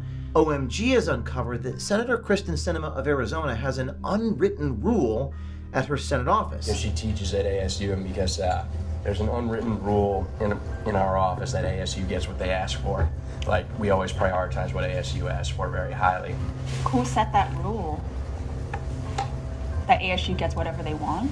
She essentially did. I mean, she never said it out loud, but, it's understood by her senior staff what her priorities are. And then her senior staff, let everyone else let people like me, like what those priorities are, and we act on them accordingly. Now, our OMG American Swiper questioned what Senator Sinema is giving to ASU in order to obtain the president's job. He spoke about the Irregular Warfare Center that ASU has been wanting a long time. You said that if ASU calls to make a request, she would do it. Like, what's an example of that? Well, there's a few different things, but this is the biggest one. The military is opening up what's called an Irregular Warfare Center. Our OMG journalist asked Ben Rappaport if Senator Sinema will get the job if she does the favor of getting the Warfare Center to ASU. Our subject stated, well, not just that, anything else they need also. I guess my question is what difference from if I were at ASU, I'm like, well, we're gonna offer her this job. We're gonna offer her this job with the expectation that she's gonna get us that center authorization. But well, not just that, anything else they need also. Currently in the U.S. Senate race, Kari Lake and Ruben Gallego are in a race that is too close to call per multiple news outlets. Maricopa County is dropping off ballots every day. Now, our American Swiper had met up with a subject inside the U.S. Senate and who's extremely familiar with Arizona politics, Arizona State University, and the United States Senate. Meet Ben Rappaport. At the time of these recordings, Ben was the defensive legislative correspondent for Senator Kyrsten Sinema. Rappaport has since left her office. Per his LinkedIn, Rappaport works as a congressional relations analyst at SAIC. That's an American technology company that does work for the government. Now, Ben explains what he did for Senator Kyrsten Sinema and her office. What's your title now? Defense legislative correspondent. And then one peg up from that would be defense legislative aide or military legislative assistant, depending on how the office is structured. Wait, so how long have you been working for Senator Sinema? How long have you been with her? Since October 30th, that's when I started with her. Of last year? Yep, last year. So what's your day-to-day like? My day-to-day? Fucking frantic, honestly, for the most part. But, I got a lot of responsibilities. Our American Swiper asked Ben Rappaport who his favorite politician was, and to our surprise, it reveals it was Ruben Gallego, the man running against Lake. Rappaport also stated Gallego thinks Kari Lake is a raving lunatic and wants Kari Lake to die. Rappaport goes on to say that if Kari died, that Ruben Gallego would not attend her funeral. Very bizarre behavior. Who's your favorite politician? If I had to pick anyone, I would probably pick Ruben Gallego. He's the guy who's running for Senate to replace my boss in Arizona. Does he and Sinema get along? No, they don't like each other at all. Why not? Because, when the Democratic Party was saying Sinema's a disappointment, she's not as liberal as we want her to be, he was one of the leading voices of that. And So he talks shit about Sinema. yeah, he does. He talks a lot of shit. But, I work with his staff on stuff all the time, and I get along with the staff perfectly well. I know 2 people on their team really well. Well, so what does he think about conservatives? He fucking hates a lot of them. He doesn't hate, John McCain or, Roger Wick. He doesn't hate, the normie. What about Carrie Lake? Oh, he fucking hates her. Why? He wants her to die. He fucking hates her. He thinks that she's a raving lunatic and a threat to democracy. And frankly, if she died, Ruben wouldn't kill her, but Ruben wouldn't go to the funeral. You know what I mean? OMG has uncovered that Senator Kristen Sinema of Arizona has an unwritten rule at her Senate office, thanks to a former defense legislative correspondent Ben Rappaport, who states, quote, "There's an unwritten rule in our office that ASU gets what they ask for. We always prioritize what ASU asks for very highly." She teaches at ASU, and because there's an unwritten rule in our office that ASU gets what they ask for. We always prioritize what ASU asks for very highly. Who set that rule? That ASU gets whatever they want? She essentially did. She never said it out loud, but it's understood by her senior staff what her priorities are. And then her senior staff, let everyone else know, let people like me, what those priorities are, and we act on them accordingly. Wait, so ASU has a lot of influence over Sinema? Yeah, I'd say that's accurate. Ben Rappaport, former defense legislative correspondent for Senator Sinema, reveals to our OMG Undercover American Swiper that the senator wants the ASU president's job, but is saying it, quote, not out loud. And she loves ASU, and I think, this is just my theory, that she wants to be the next president of ASU. And I very strongly believe that's one of the things she's going to do, in her near term, post-political future. Has she been wanting the president's job? She's the Not out loud. Oh, she's more loyal, the most loyal to ASU. Exactly. When asked if Senator Sinema accepting the president's job at ASU is a secret, Rappaport revealed, well, not secretly, but potentially unspoken. There is that, potential there. And states that if you, quote, serve the interests of a university while you're in government, it's more likely that the organization is going to think favorably of you and give you a position. That is true for ASU. Like unspoken, secretly, that's the expectation, right? Well, not secretly, but potentially unspoken. There is that potential there. If you do things that serve the interests of a particular university or a particular organization while you're in government, it's more likely that organization is going to think favorably of you and give you a position if you wanted one. That's true for ASU, that's true for any organization. Now, our OMG American Swiper questioned what Senator Sinema is giving to ASU in order to obtain the president's job. He spoke about the Irregular Warfare Center that ASU has been wanting a long time. The Irregular Warfare Center website states that if it serves as the central mechanism for developing the Department of Defense's irregular warfare and advancing the department's understandings of irregular warfare concepts. You said that if ASU calls to make a request, she would do it. What's an example of that? Well, there's a few different things, but this is the biggest one. And this is the one that I'm working on because I'm in the defense space. The military is opening up what's called an irregular warfare center. So the way it is we cannot tell the Army that they have to open the irregular warfare center at ASU. We can't make that explicit demand of them, right?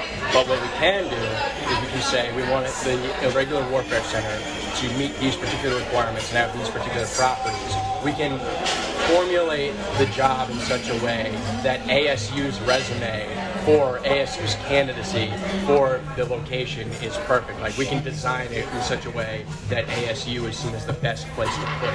And also we can make it, understood to the Army that we would like, that we can encourage them, but we cannot mandate them. Our OMG journalist asked Ben Rappaport if Senator Sinema will get the job if she does the favor of getting the Warfare Center to ASU.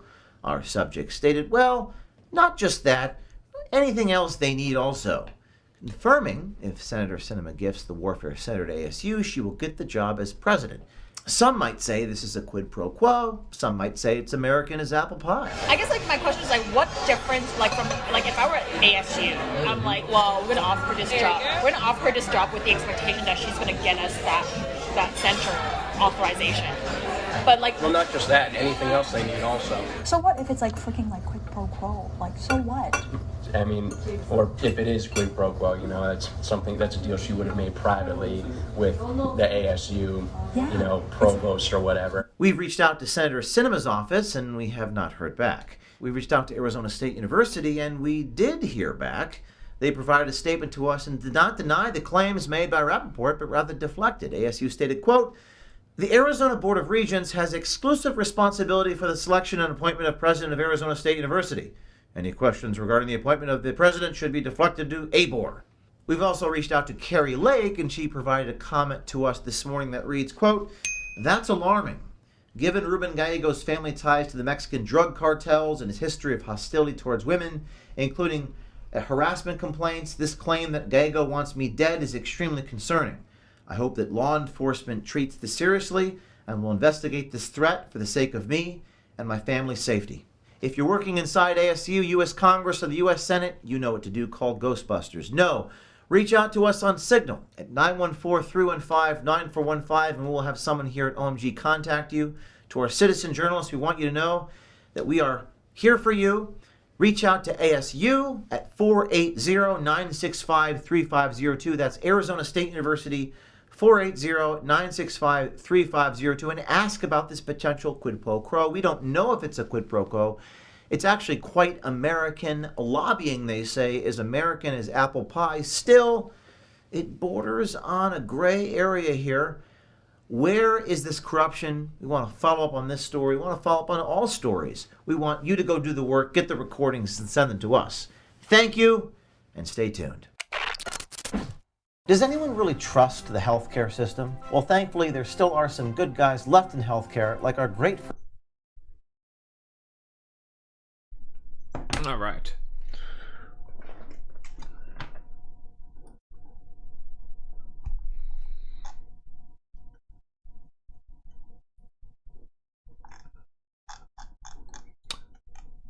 Oh. Interesting. Some Diddy stuff. Actor Bill Bellamy says Cat Williams is a prophet of sorts. Those Diddy tapes are about to drop. All of Hollywood is terrified, and 2024 will be a year of jail. Let's hear it. Yes. First question out of everybody's mouth, we gotta ask. You've been to a Diddy party? Nah. You didn't get an invite? I feel real good. God has blessed me. You know, a lot of people can't stand on business right now. Right. You know, I can stand on the whole business. But boy, it's some people right now that are shook. Let me tell you right now, Hollywood quiet. Bro. I know it. Bro, I ain't never, it's ghost town in Hollywood. People trying to get their alibis together. It's about to go down. Them tapes about to drop. Hold on a second, Bill. Bill. Been saying that for weeks. No, because Hollywood is so quiet. They have to be scared. Let me tell you what I'm sad Terrified. for. Okay, the fact that you think you're partying with another celeb and we all good, right? That's what everybody probably thinking. Yep. You get to keep your secrets, and this dude just sat up there and taped everything. Yo, but this is a thing that I'm taking it one more step further, right? It's one thing to go to a party and know what you did. There's people that don't know what happened. Yeah. So now you like, wait a minute. Was you with me? Was you? Yeah, wait a minute. that's true. That's crazy. Because now you don't know what you did, and then you get the phone call because Cats is getting the phone calls. They getting right the phone now. calls now. Federal Bureau of Investigations. Pull up at 2:00. Look, everybody that's on the investigation, they getting the package at the door. Yo! Look, it's a red phone. You got the answer. Listen to me clearly, right? It's interesting right now to me that everybody thought Cat Williams was crazy. He's a prophet. Oh, I know. Cat Williams is a prophet. He forced source. I don't know. Somebody gave him some eyewitness news. He said he dropped it and walked away. Left. And boom! It wasn't even 6 weeks later. Okay, but hold on a second, Bill. This is what everybody kept saying. When you think about it, that was the beginning of 2024, right? Think about it. He did that. When was that interview? Like January? Roughly. Yeah. And you're right. We haven't heard from him. And people said that 2024 was the year of reveal. What do you guys think 2025 is going to be?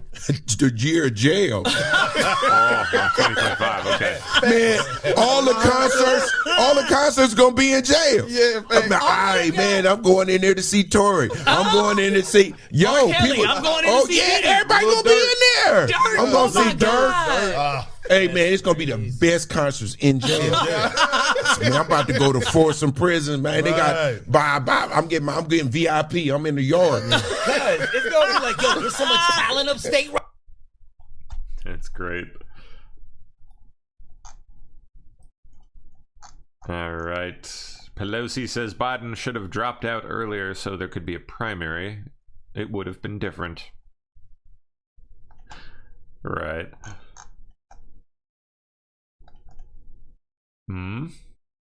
Carrie Lake only down 36,748 now. She's climbing. Oh man. It's getting close. Serial trespasser who wants to talk to Trump about assassination attempt arrested again at Mar-a-Lago. Weird. What? Zijie Li, Chinese, nabbed again, bond set at 100,000, has tried to break through security at Mar-a-Lago multiple times because he wanted to speak with Trump. Just thought he could just walk in there and do it, you know. He returned to Palm Beach 4 other times, even driving up to a checkpoint, but did not attempt to enter. Put paperwork about Trump on cars. Around the what was on the paperwork? Allegedly told the Secret Service that he had information that China was linked to the July 13th assassination attempt on Trump at a Pennsylvania rally. Okay. Let's see the evidence, sir. Weird.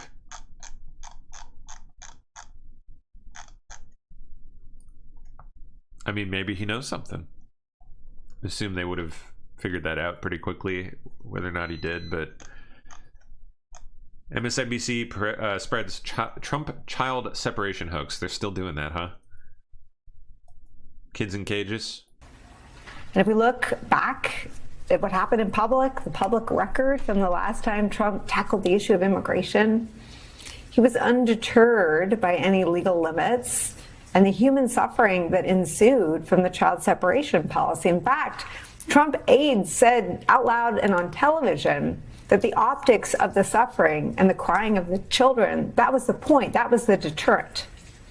Joining our conversation, ACLU National Legal Director Cecilia Wong. She was previously the director of the ACLU Immigrants' Rights Project. NBC News correspondent Jacob Soboroff is back with us. He's the executive producer of the film Separated, which is out now. Here with me at the table for the whole hour, co-anchor of MSNBC's The Weekend, Alicia Menendez. Alicia, I start with you. This is going to play out on a variety of fronts. And one thing that I want to make very clear is that what you have heard from the Trump administration is they're going to prioritize recent arrivals with a criminal record. And when he talks about it, that is drug lords and gang members. It also, though, can be defined as someone who's committed a petty crime and misdemeanor while in the United States. And then suddenly there is reporting that is also referencing dreamers, those who came here as children, as you said, have been living in this country for years. Oh my gosh. So, big question. I think there are multiple camps within the Trump administration. How are they going to Goodbye. Get them out. define the criteria and the prioritization of who it is that they plan to deport? Bye-bye. There is the legal fight that Cecilia, all of them, ACLU, other organizations are going to play out, not just around the deportations and the detention, but also around the racial profiling and the surveillance programs that likely come with it. There is the secondary concern, lady. Who cares? Get them out. legislative fight.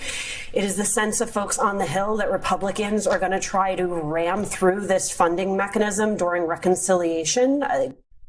Who cares? Oh, nice. Ramaswamy on Tucker. Any interesting moments to check out here? Significance of Musk and his future with Trump. Okay, one last question. Elon. Yes. You know him? Yes. I think you've known him for a while. You're from similar worlds. Tell us what you think his significance in this election was and what his significance will be going forward. Huge. I actually haven't known him for that long. I only got to know him last year. He came to dinner I was at while I was running for president. We really hit it off. I like people who are extremely intelligent, and he is in the category of extreme intelligence. He's somebody who is able to, not only able to, but requires himself to be doing multiple different things at the same time. And he's better individually at each of those things because he's also doing those other things at the same time. But I think that his significance was twofold. One is he really expanded that permission structure we were talking about earlier for people who are elite in America, people who define their status based on the number of dollars in their bank account, which I think is probably the wrong way to look at your own status as a human being. But, we all have our biases. If the richest man in the world and the most successful self-made man in human history can publicly state his support for Donald Trump, then there's nothing stopping me from doing so. Exactly. If I believe that's the right answer to it. And he's pretty darn smart, actually. So if this guy both can do it from a social perspective, but also is as intelligent as he is to send rockets to outer space and back more intelligently than the U.S. government has, ever, if he can kind of do the analysis and say that Donald Trump's going to be the right choice for the future of the country, then you know what? Maybe I should do some simpler thinking of my own and have the courage to arrive at the same place. So in terms of blowing out that permission structure, like that was certainly what I consider to be one of my responsibilities over the last year. But the person who really blew that out, bar none, was Elon when he came out publicly endorsed Trump. And I love the way he did it because it was clearly he was just moved by the fact that, okay, he was maybe thinking about it. Who knows where exactly he was in his journey right there. He and I talked at various points, but I don't know that he was going to come out and publicly endorse Trump in the way he did. But there was this supernatural event. I do think it was a divine moment in American history where we averted a national disaster by about 2 centimeters. And Elon just said, okay, it's done. I'm doing this. He's an American hero and I'm endorsing him. I thought that was number one. Number two was on just the execution of it too. In this election, Pennsylvania was, it turns out Donald Trump would have won regardless, but Pennsylvania was the key that allowed us to really secure this victory and to just go in and say, I've got a lot of political consultants and a lot of people in traditional Republican Party apparatuses who have, tried to figure this stuff out and say, no, I'm just actually going to figure out myself directly and understand here's low propensity voters. I'm going to personally go and talk to them myself. I'm going to spend 9 figures or whatever it was in the end. I think it was at least 9 figures to actually make sure that we get the job done. And then get the job done, I think was essential actually to this victory. And so I hope he's an essential part going forward of saving the country and using this mandate to shred to pieces that federal bureaucracy you and I talked about earlier. And I hope he's, doesn't lose his interest in American politics for a long time to come. You and I think have been on the side of, because you hear this objection now coming up, which actually infuriates me about, oh, well, what about all of a sudden now, after 14 years of being silent on this from the left, we don't like this influence of money in politics. Well, okay. Trump got outspent 3 to 1. Exactly. 3 to 1. Exactly. Shut up. In the swing states, right? So long as we have the game, and I think that this is something for our side to, man up into as well, is if you're going to play the game, like you got to compete, actually. And we can't just win this against the so-called successful or elites or whatever. No, actually we are better off if we have our own cadre of superhuman heroes who are able to, with their own unique skills, be they cultural leaders or business leaders or whatever, to have our own version of our special forces. Well, especially as well. since nobody, I don't like most political donors. I know them all, and most of them have creepy agendas, or they just want to get their picture taken with a politician, which is like a very low motive in my view. Yeah. Elon. So weird. It's not unique, but he's very unusual in that he doesn't really want anything.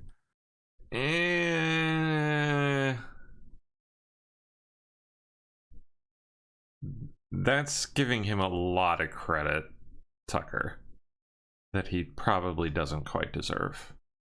Let's not pretend he's not getting anything out of this. Like, come on. Yeah. He doesn't really want anything. I mean, he certainly doesn't. Other than, I don't know, SpaceX continuing to exist. Need anything. That's what I'm saying. He has a lot to lose, but he certainly doesn't. No, but he need doesn't anything. want anything for himself. Like, he's not in it. Obviously not. Okay. There you go. For the money. Yeah. And there's something uniting about it. He was not a conservative. I mean, the whole Trump phenomenon is, if you take 3 steps back, unifying. Yeah. I think this is a unifying moment. Orthodox Jews in Brooklyn voting for Donald Trump. Yeah. You had Muslims in Southeast Michigan voting for Donald Trump. It was awesome. You had sugar cane workers, the people who cut the cane in Florida, and the people who own the ranches, all voting for Donald Trump. You had North Georgia, white rednecks, and you had black men in Atlanta, all voting for Trump. Totally. And then above them all is Elon Musk, who's like just sort of this figure who's above politics. He's for Trump. I don't know. There's something. Yeah, it was part of it was in some ways. In some ways, you could say like what was the causal link that he played if you're wearing an analytical hat? I think it was huge.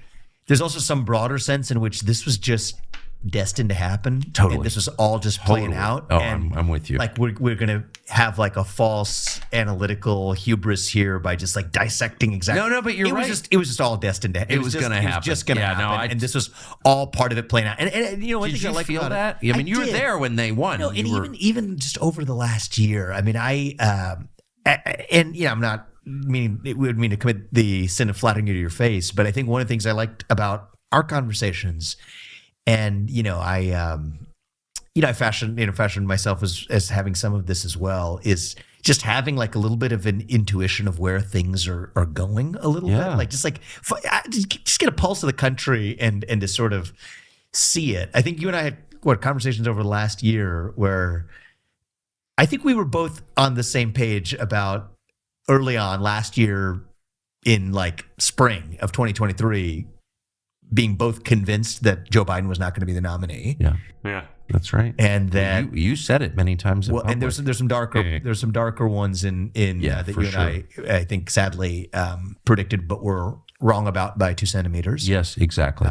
Thankfully, and even the idea that this was going to be a landslide, you could just sort of feel it, right? Totally. It was just in the ether, and so in some sense, like at our very best, we might kind of smell it coming, but it was coming either way. No, I think and that's so right. I think the more we remember that actually is, I think, what's uniting. Actually, once you see that, that's really uniting. The idea that it's not being done by us, actually, it's being done through us. Like that's a liberating feeling, and in that sense, you and I or any other everyday American is united with Elon Musk to Donald Trump. Like we're all part of, I think, a higher plan. It's being done through us. This was coming.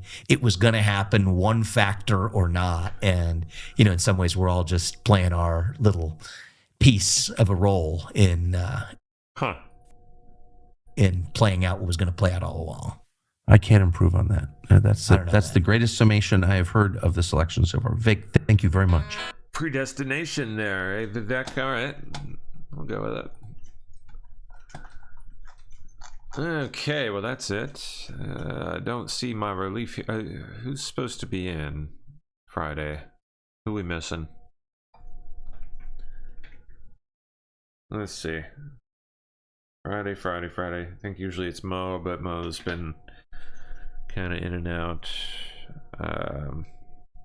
Not really sure, actually. I don't know if someone's supposed to sit in for her or what. Let me see if I can figure that out.